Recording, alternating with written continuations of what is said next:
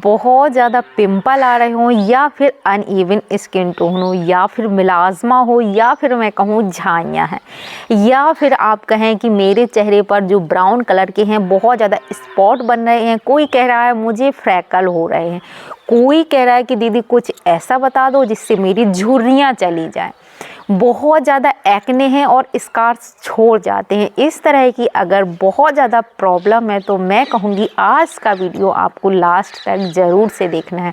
और दोस्तों आपसे हाथ जोड़कर मेरी ये प्रार्थना है कि प्लीज़ वीडियो को लास्ट तक ज़रूर से देखिएगा, अगर आप चाहते हैं कि आपको ज़्यादा से ज़्यादा बेनिफिट मिल सके। राधे राधे दोस्तों, मैं कीर्ति एक बार फिर से आप लोगों का बहुत बहुत स्वागत करती हूँ काव्या नेचुरल ब्यूटी में। कैसे हैं दोस्तों आप सब? आशा है आप सब बहुत बहुत बहुत अच्छे होंगे। उनका अच्छे से ध्यान रखिए, अपनी सेहत का अच्छे से ख्याल रखिए और प्रकृति से जुड़े रहें। इसी कामना के साथ वीडियो को कर लेते हैं शुरू। बहुत ज़्यादा मुहासे आपको निकलते हैं, इतने बड़े बड़े एक्ने आपके फेस पर आते हैं, पस वाले पिंपल आते हैं। ऐसी अगर आपकी सिचुएशन है तो आपने ना लीच थेरेपी ज़रूर से सुनी होगी।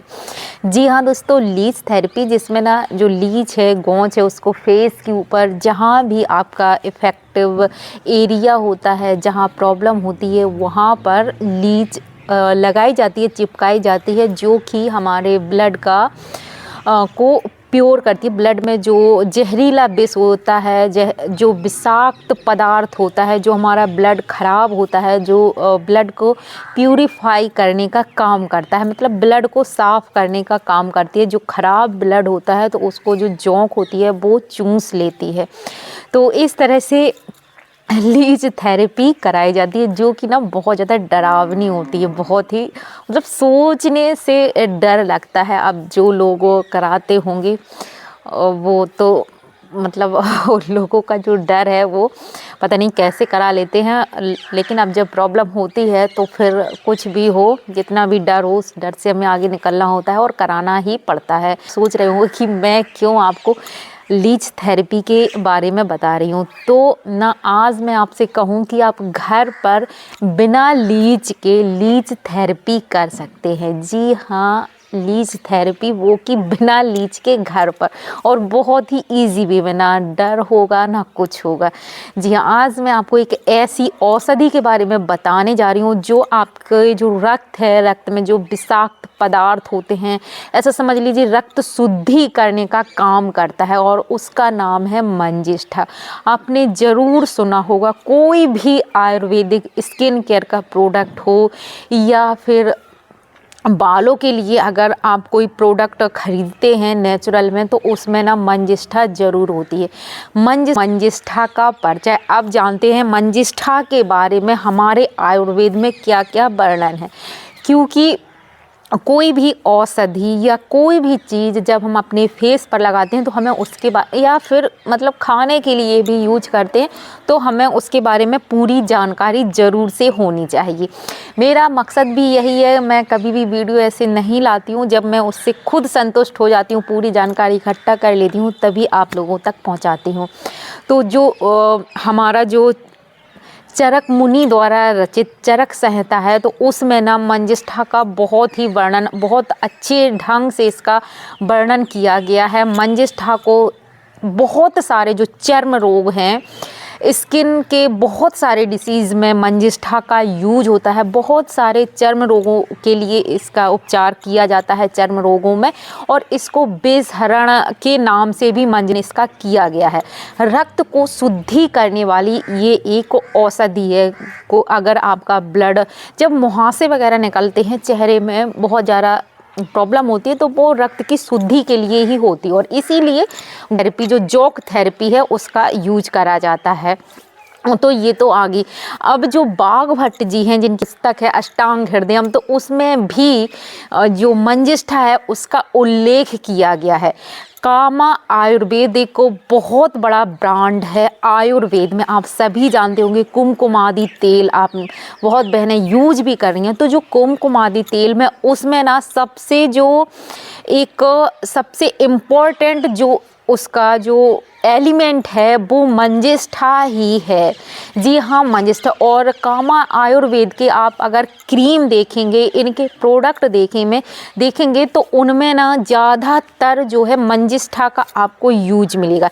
ऐसे ही मैं कहूँगी दिव्य कांति लेप है, या बहुत से ऐसे मुख क्रांति लेप हैं, बहुत सी ब्रांड हैं आयुर्वेद के, उनमें ज़्यादातर सभी में मंजिष्ठा का यूज होता है। मंजिष्ठा एक दिव्य औषधि है। अगर आपको झाइयाँ साइयाँ हैं, पिगमेंटेशन है, बहुत ज़्यादा डार्क स्पॉट बने हुए, खासकर उन बहनों के लिए जिनको बहुत ज़्यादा मुहासे निकलते हैं, बहुत ज़्यादा पिंपल आते हैं, उनके लिए ना मंजिष्ठा से बेहतर होममेड में कोई भी फेस पैक नहीं हो सकता। ये आपकी रक्त बहुत तरह की, मतलब मैं आपको गिना नहीं सकती क्योंकि ज़्यादा इसके फ़ायदे हैं। इतनी सारी जो दवाइयाँ हैं उसमें मंजिष्ठा का यूज होता है। बहुत सारी दवाइयों में मंजिष्ठा का, बहुत सारे रोगों में मंजिष्ठा का यूज होता है। पिंपल हैं, आपको मुहासे हैं, आपको एक्ने आते हैं, आपको वाइट हेड ब्लैक हेड की समस्या है, आपके स्किन में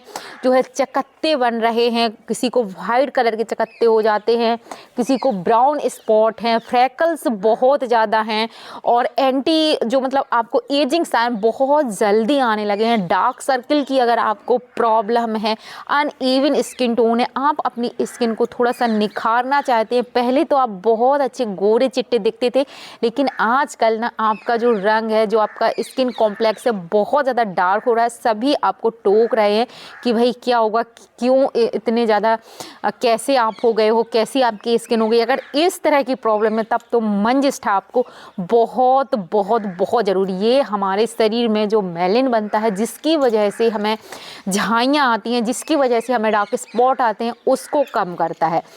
मंजिष्ठा ब्लड को प्यूरिफाई करता है। जिस तरह से आप जॉक थेरेपी उसमें का यूज करते हैं अपनी रक्त की शुद्धि के लिए, तो वही रक्त शुद्धि मंजिष्ठा।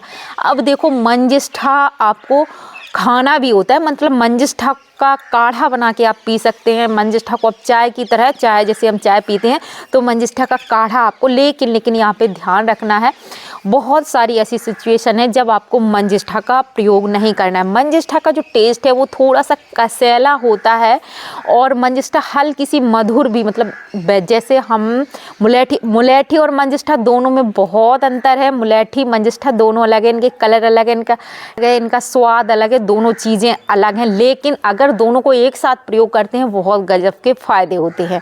मंजिष्ठा भी जो है आपकी स्किन को सुधारने का काम करता है, मुलेठी भी आपकी स्किन को सुधारने का काम करता है, लेकिन यहाँ पे ध्यान ये रखना है, मंजिष्ठा आपकी स्किन को शुष्क बनाता है। तो जिनकी ना बहुत ज़्यादा ऑयली स्किन है उनको तो मंजिष्ठा रामबाण है।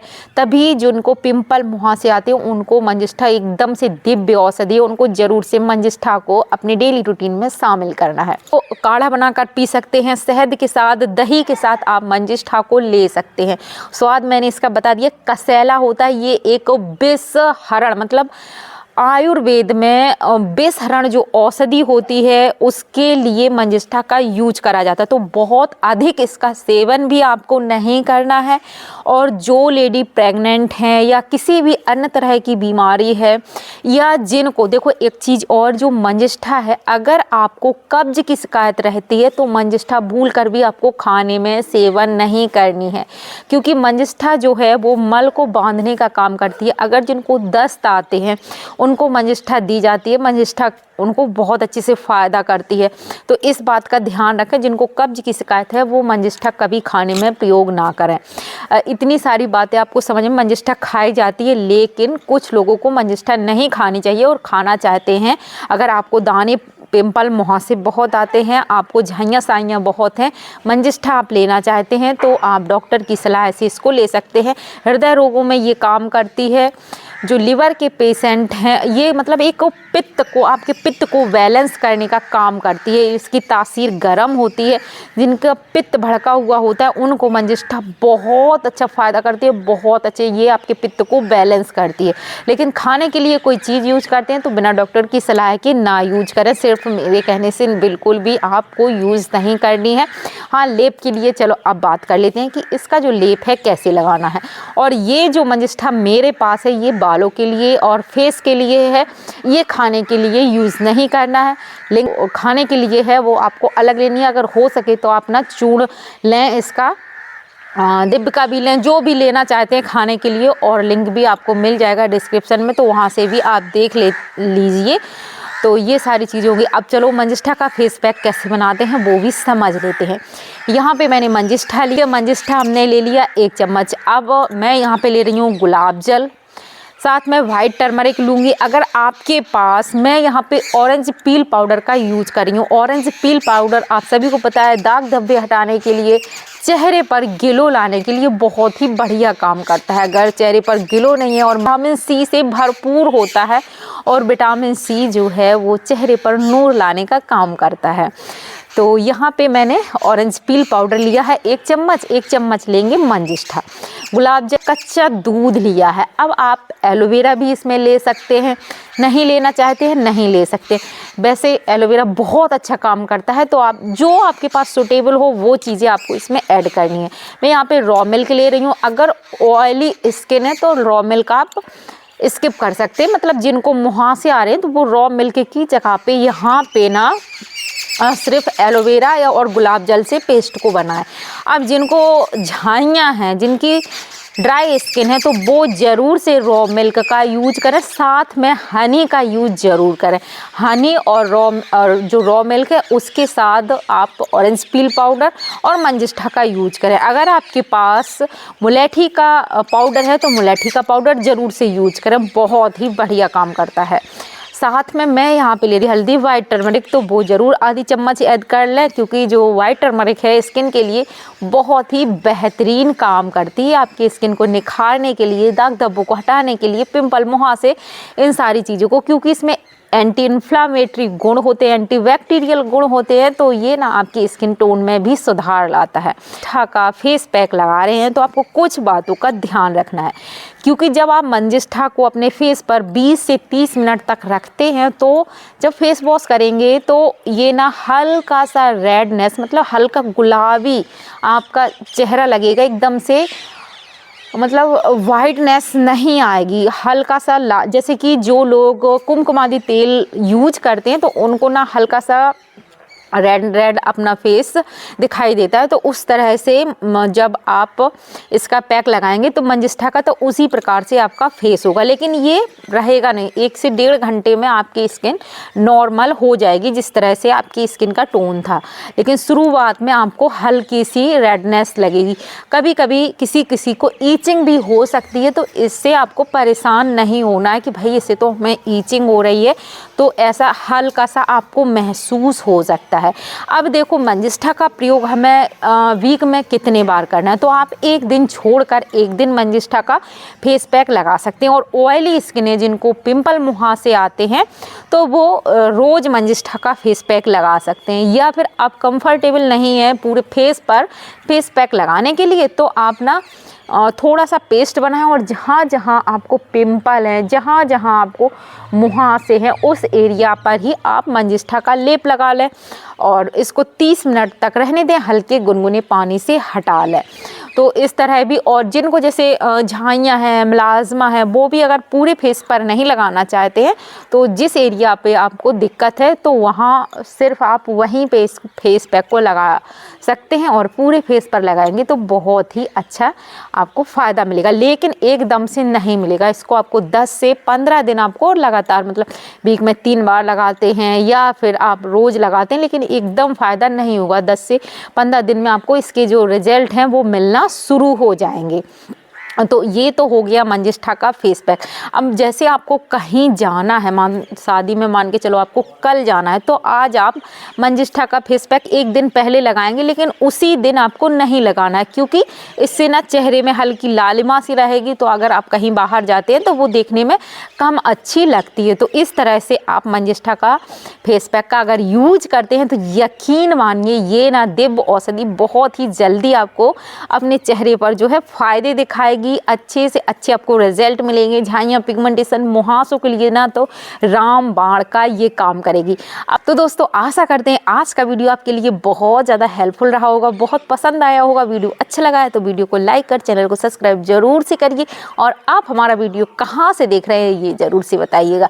मिलते हैं ऐसे ही दूसरे ज्ञानवर्धक वीडियो में, तब तक के लिए हर हर महादेव। ऐसे ही हमारे साथ जुड़े रहें और हमारा हौसला बढ़ाते रहें।